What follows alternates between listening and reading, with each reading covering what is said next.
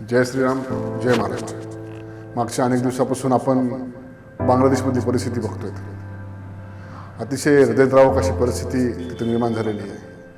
अति अल्पसंख्याक असले तिथे हिंदू, त्यांच्यावर निर्गुण असे अत्याचार होत आहेत. माता भगिनींची आबरू लुटली जाते, कत्तल करून त्यांचे ढिगारे मांडले जात आहेत. ही परिस्थिती डोळ्याने बघण्यासारखी नाही आहे. त्यामुळं ही परिस्थिती कुठेतरी थांबावी. भारत सरकारनं असं आंतरराष्ट्रीय सरकारनं यावर कुठेतरी अंकुश आणण्यासाठी प्रखर पाऊल उचलणे गरजेचं आहे.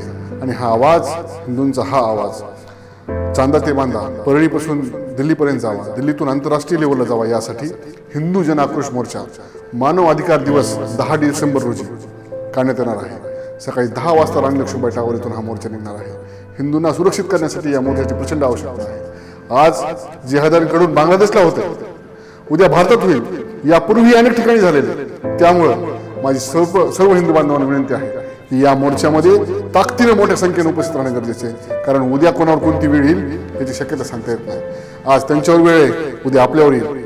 या वेळेसाठी आपण त्या हिंदूंना सुरक्षित करण्यासाठी आणि भविष्य आपलं सुरक्षित करण्यासाठी एकत्र येणं प्रचंड गरजेचं आहे. माझी सर्व हिंदू बांधवांना विनंती आहे, उद्याच्या 10 तारखेला सकाळी 10 वाजता राणी लक्ष्मीबाई टावर येथे हा मोर्चा सुरुवात होईल.